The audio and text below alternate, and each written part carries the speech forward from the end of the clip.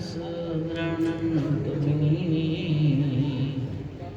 त्वमहि शरणं मम देव देव। मेरे सतगुरु आप हो,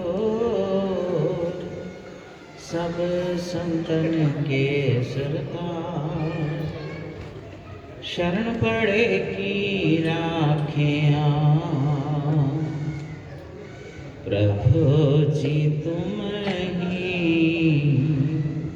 लाज। शरण पड़े की राखियाँ प्रभु जी तुम ही लाज।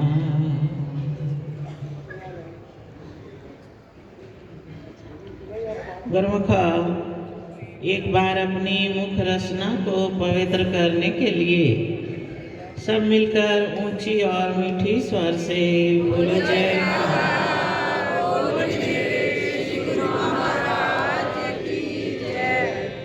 गुरुमुखा, आज हम इस राजनगर एक्सटेंशन कुटिया की पहली एनिवर्सरी मना रहे हैं। तो आज के इस शुभ अवसर पर प्रेमी प्रभु के चरणों में विनय करते हैं कि आज की घड़ी सुहानी आई, बाज रही शहनाई है, कुटिया की है सालगिरह, सबको लाखों लाख बधाई है।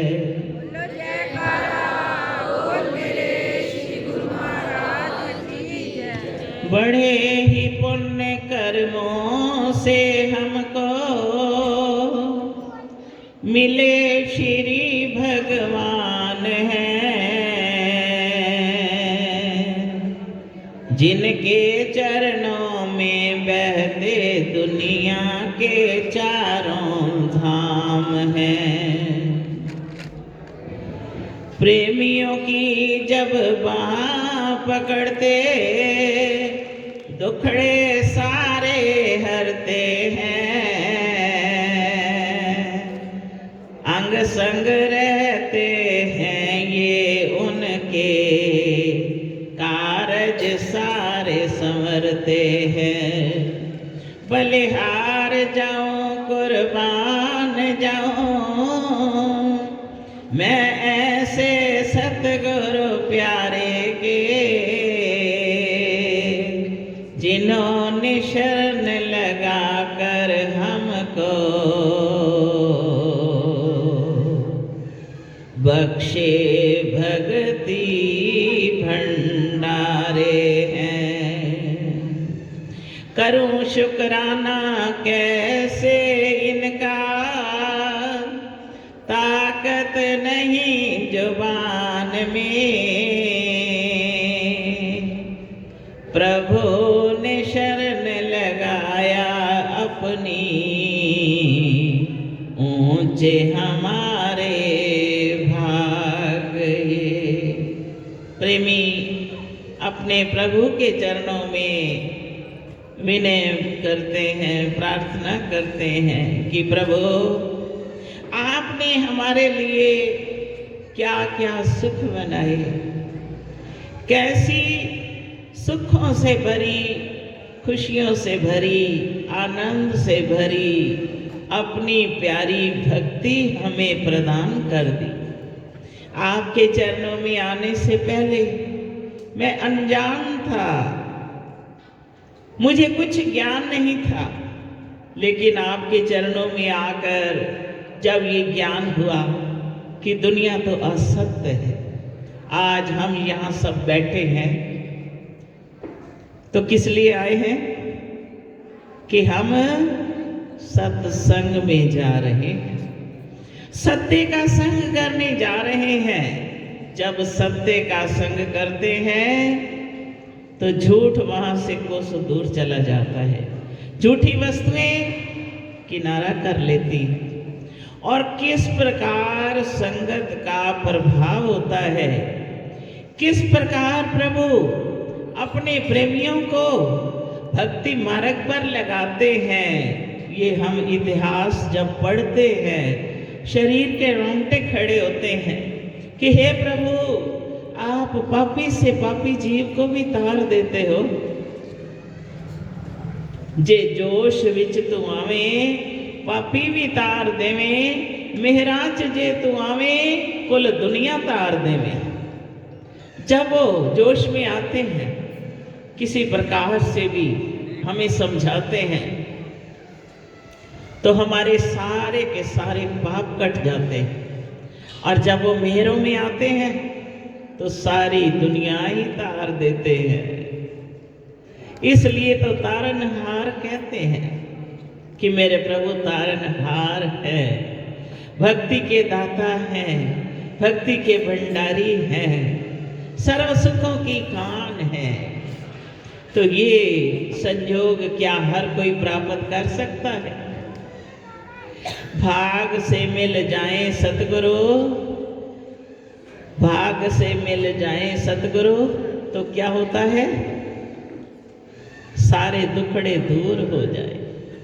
अगर ऐ प्रभु आप मिल जाओ तो अपने आप सारे दुखड़े भी दूर हो जाते हैं। फिर कैसे रक्षा करते हैं, कैसे पापियों को तारते हैं, हम इस बात का ज्ञान नहीं रखते। एक बार कोई डाकू था जो घूम रहा था कि जहां भी मौका मिले मैं वहां से ही कुछ ना कुछ लूट कर ले आऊं। ये माया की हवस ऐसी है कि जो इंसान की दिन प्रतिदिन बढ़ती चली जाती है, बढ़ती चली जाती है, कम कभी नहीं होती।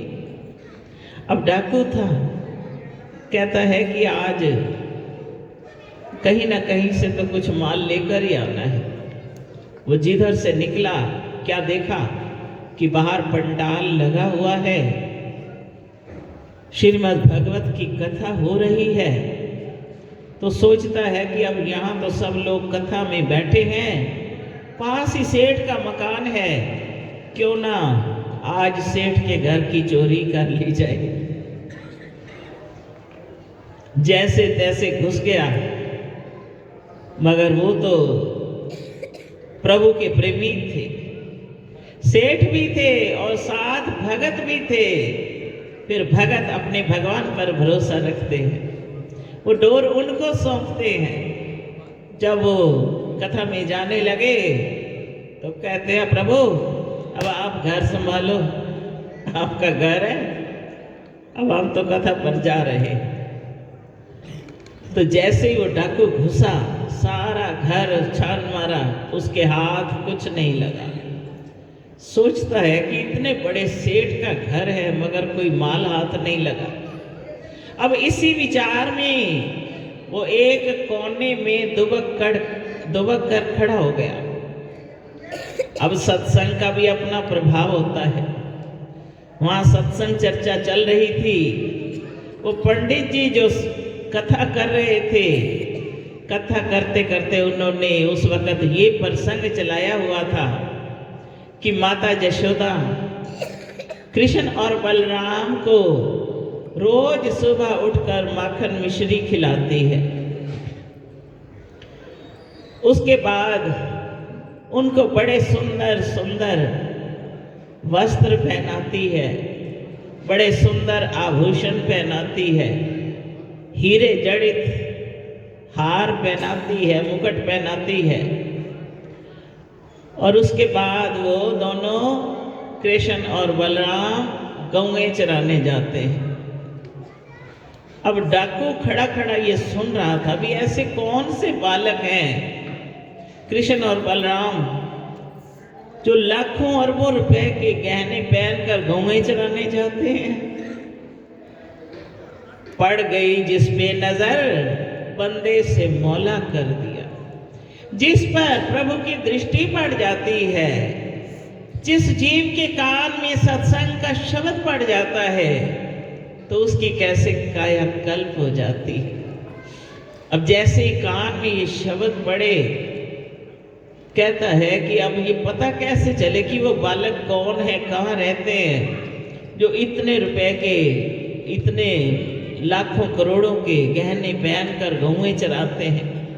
कहता है पता भी किससे लगाए। जब कथा समाप्त हुई, इधर उधर इसी चाह को लेकर घूमता रहा। जब पंडित जी ने अपनी पोथी पत्र बंद किया, वहां से निकले, उनके पीछे पीछे चल पड़ा। काफी आगे जाकर कहता है, पंडित जी आप मुझे एक बात बता दो, आप जो ये कथा सुना रहे थे कि कृष्ण और बलराम की माता उनको बड़े सुंदर गहने पहनाकर, बड़े सुंदर आभूषण, बड़े सुंदर वस्त्र पहना के गौएं चराने भेजती है, तो वो बालक किस जगह पर जाते हैं? अब पंडित जी तो कथावाचक थे, उन्होंने जो कथा में पढ़ा सभा को सुना दिया। वो कहते हैं ये बताना पड़ेगा, नहीं बताओगे तो हम आपको मार देंगे। डाकू था। अब पंडित जी भयभीत हो गए, कहते हैं भाई अब मुझे भी इस बात का ज्ञान नहीं, इनको कौन सा स्थान बताऊं। कहने लगे कि ये ना भागवत की किताब में से पढ़कर मैं आपको बता सकता हूँ। कहने लगे चलो फिर हम साथ चलते हैं। ले गए अपने स्थान पर, वहाँ जाके किताब खोली, सारा देखा पढ़ा। कहने लगे कि वो कृष्ण और बलराम दोनों भाई हैं और वो जमुना किनारे कदम का पेड़ है और उसके साथ एक छोटी सी पहाड़ी है, जहाँ पर आसपास वहाँ फिर वो गौएं चराने आते हैं और वो बड़े सुंदर बालक हैं। ये सारा पढ़ के किताब में से सारा उसको समझा दिया कि ऐसे ऐसे इस जगह पर जाओ, नदी के किनारे, वहाँ पेड़ देखना, छोटी सी पहाड़ी होगी, वहाँ सुंदर सुंदर फूल खिले होंगे, वहाँ वो रोज जाते हैं गौएं चराने। तो कहने लगे ठीक है। फिर पूछते हैं कि तुमने कथा कितने दिन करनी है? पंडित जी कहते हैं 3 दिन और करनी है। अब पंडित जी अंदर से भयभीत हो गए कि अगर इसके हाथ कुछ ना लगा, ये डाकू है, तो मुझे मार डालेगा, 3 दिन कथा करनी। तो पंडित जी कहते हैं कि आप लगातार आते रहना वहां, तो 2 दिन, 4 दिन, 6 दिन, जितने दिन भी आपको वो बालक ना मिले, आप निरंतर आते रहना। कहने लगे ठीक है। अब उनको 4-6 दिनों का वायदा किया था। अब पंडित जी तो कथा करके 3 दिन बाद वहां से चलते बने। कहते अब मुझे तो कोई भय नहीं। अब उधर डाकू जिसके मन में ये ख्याल आया कि उन बच्चों से गहने लूटने हैं, अब उसको तो लगन लग गई। रोज कहता है पूरा दिन रात कृष्ण बलराम, कृष्ण बलराम, कृष्ण बलराम।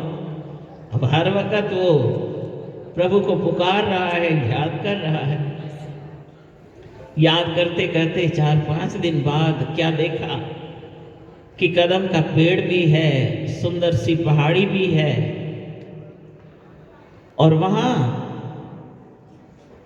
बांसुरी की आवाज भी आ रही है। कहते पंडित जी ये भी कह रहे थे वहां बांसुरी की धुन भी सुनाई देगी। अब उसको बांसुरी की धुन भी सुनाई देने लगी। कहता है वो बालक आएंगे तो भयभीत होकर मुझसे भाग ना जाए। वो वृक्ष के ऊपर चढ़ के टहनी के पीछे छिप कर बैठ गया कि आज जब आएंगे तो मैं नीचे चला जाऊंगा और उनको लूट लूंगा। अब जब भगवान कृष्ण महाराज जी और बलराम दोनों वहां पहुंचे, बड़े सुंदर रूप और गहनों से लहते हुए, हीरे जवाहरात चमक रहे हैं, गौएं उनके साथ हैं। गौएं चराते चराते वहां वो पहुंचे। कहने लगे हो ना हो यही सुंदर बालक हैं, जो आभूषणों से लदे हुए। नीचे उतर आया, आके कहता है, ए बालको, ये सारे आभूषण उतार कर दे दो। कहने लगे, ये हम अभी देते हैं आपको, आप 2 मिनट रुको, हम सारे के सारे उतार देते। अब भगवान की वाणी, जब हम संतों के वचन ही सुनते हैं, हमारे मन को शीतलता मिलती है, सुकून मिलता है। अब जहां भगवान की वाणी जिसके कान में पड़ जाए, उसका क्या होगा? जीवन ही बदल जाएगा।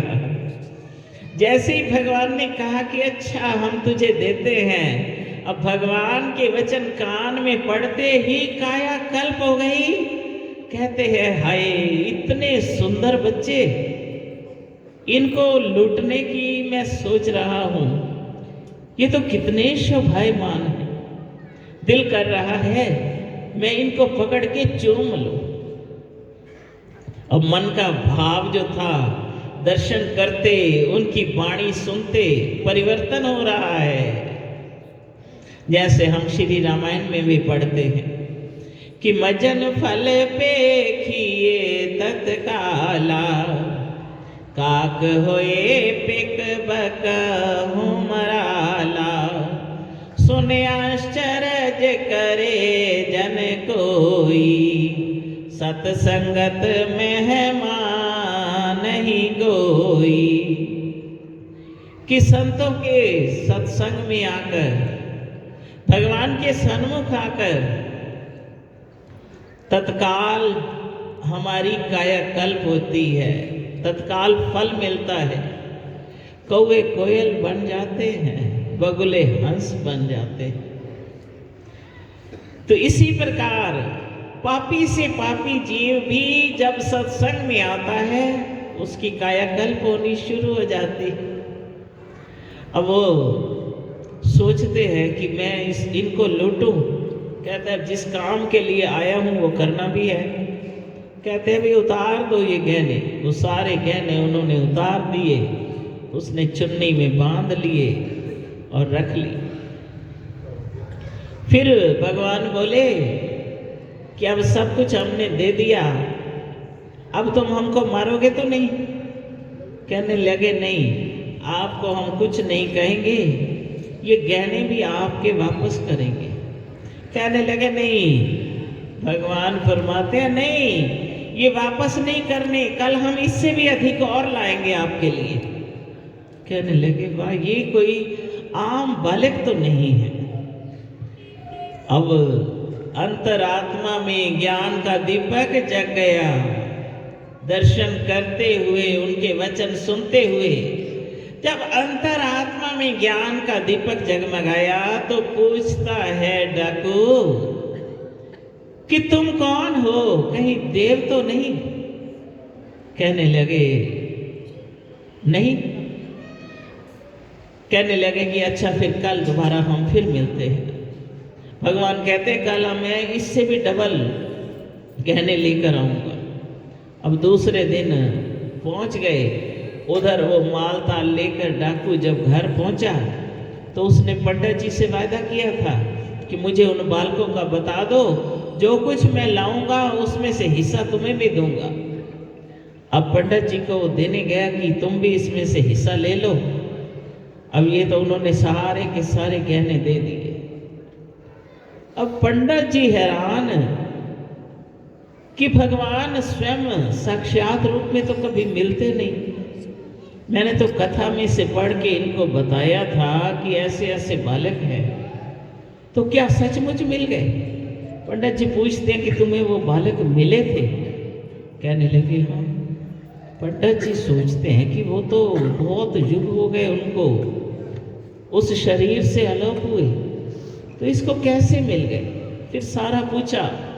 वो कहता है, ऐसे ऐसे सांवला रंग था, सांवला शरीर था, मुखड़ा मनमोहक था और बड़े सुंदर थे, गौएं चराने आए। पंडित जी कहते हैं कि अच्छा, मुझे भी दर्शन करवाओ। कहते चलो, आज तो ये सब उन्होंने हमें दिया है, कल इससे भी ज्यादा आभूषण लेकर आएंगे। अब दूसरे दिन पंडित जी भी गए साथ, कहते मुझे भी दिखाओ कहाँ है भगवान। अब वो डाकू उसी तरह पेड़ के पीछे छिपकर खड़ा था। जब आए कृष्ण बलराम, आगे हो गए आप, कहते आ गए आप। अब भगवान बड़े परेशान। वो जो गहने लेकर गया था वो भी वापस ले आया। कहता है इनके गहने रखने का मेरा मन नहीं कर रहा। अब जब वो सामने आए तो पूछता है कि कौन, वो पूछता है कि कौन ऐसे हैं। अब करते करते बोले जयकारा मेरे श्याम तो बिगड़ी बना दे सीते सब तेरे। हाँ मेरे श्याम तो बिगड़ी बना दे सीता तेरे। सन नूरी मुखड़ा दिखा दे सीते सब तेरे। सन नूरी मुखड़ा दिखा दे सीते सब तेरे। सन नूरी मुखड़ा दिखा दे सीता सब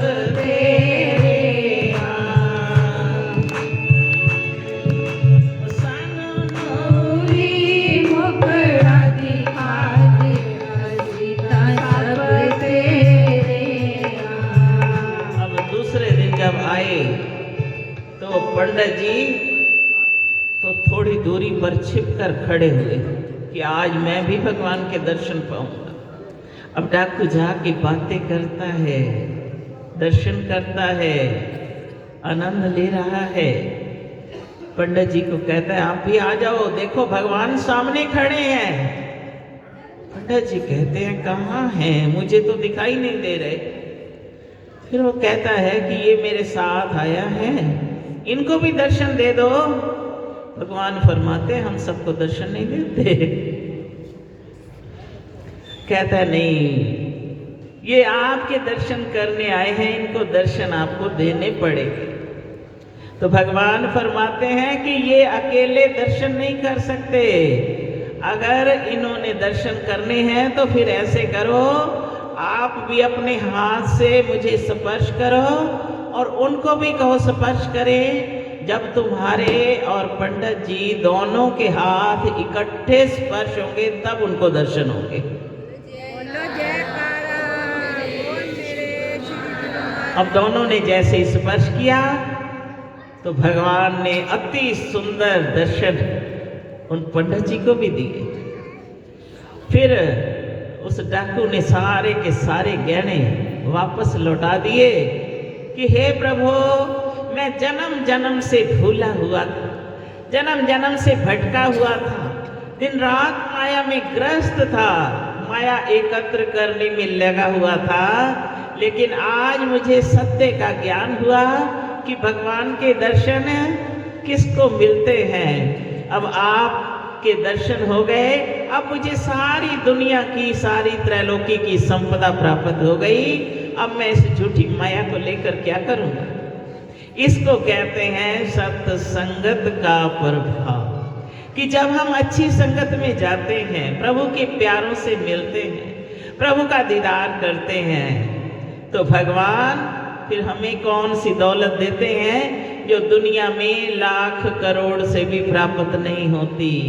वो सुंदर घड़ियां प्रेमियों को प्राप्त होती हैं, सुंदर अवसर वो प्रदान करते हैं। तो ये उनकी रहमत है हम जीवों पर कि उन्होंने अपनी शरण लगाया, अपना दास बनाया, अपने चरणों में बिठाया। तो किस प्रकार उनका गुणनवाद हम गा सकते हैं। तो इसलिए प्रेमी कहते हैं कि सन नूरी मुखड़ा दिखा दे प्रभु जी असी तेरे। सन नूरी मुखड़ा दिखा दे प्रभु जी असी तेरे।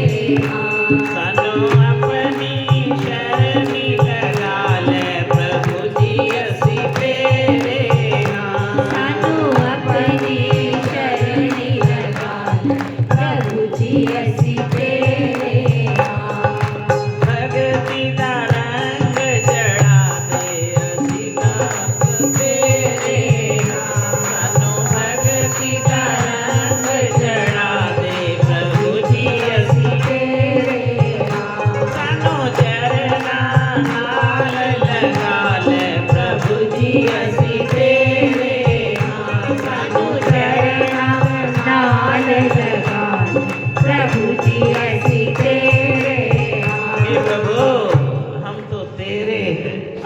बना ले, चरणों से लगा ले और मुझे कुछ नहीं चाहिए। दुनिया की दौलतें तो एक दिन साथ छोड़ जाएंगी, तेरे चरणों की प्रीत हमेशा मेरे साथ रहेगी। यही दात प्रेमी लेने के लिए आते हैं और प्रभु देने के लिए आते हैं। एक बार हमारे श्री श्री 108 श्री पंचम पातशाही महाराज जी श्री आनंदपुर में विराजमान थे और शुभ अवतरण दिवस 20 सितंबर का था। बहुत सारी संगत पहुंची, दिव्य हाल भर गया। तो श्री गुरु महाराज जी बड़ी मौज में आए, फरमाते हैं कि आप सब कैसे आए हो? तो सारे प्रेमी कहते हैं स्वामी जी आपका जन्म दिवस मनाने आए हैं। तो श्री प्रभु जी ने फरमाया कि तुम हमारा जन्म दिवस मनाने आए हो, आप सबका जन्म दिवस है।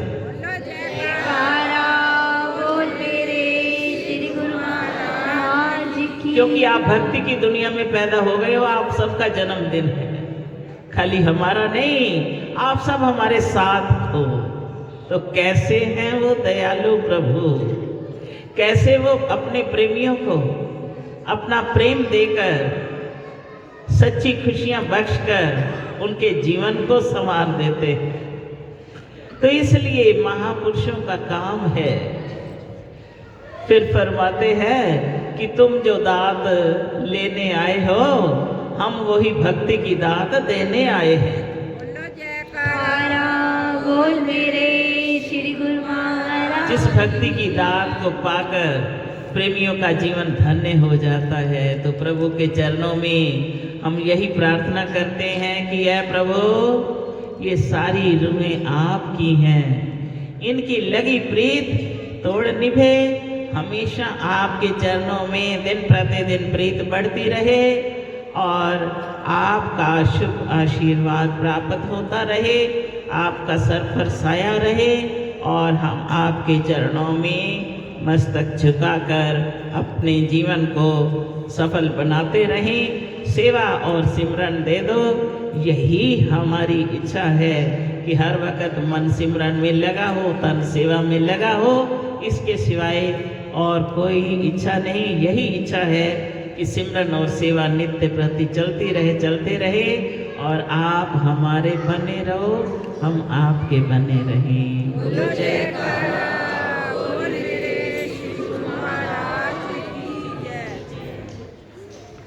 अभी अभी आपने परम पूजनीय श्री प्रेमी महात्मा जी के प्रवचन भी सुने और उन्होंने श्री श्री 108 श्री सतगुरु दाता दयाल जी महाराज जी की तरफ से सारी संगत को दुआ आशीर्वाद फरमाया। श्री गुरु महाराज की। प्रेमी जहाँ भी रहते हैं, प्रभु दूर बैठे हुए सब पर अपनी रहमतें बरसाते हैं, आशीर्वादें देते हैं, भक्ति से भरपूर करते हैं। तो आज श्री सतगुरु दाता दयाल जी ने भी आशीर्वाद भी प्रदान किया और सबको भक्ति के नियमों पर चलने के लिए भी प्रेरित किया। जैसे हमारे पूज्य महात्मा जी ने फरमाया कि भक्ति के नियम अपनाओ, 2 घंटा सिमरन करो, तो गुरु महाराज जी हर वक्त आपके साथ हैं। आज कुटिया की एनिवर्सरी की सबको लाखों लाख बधाई।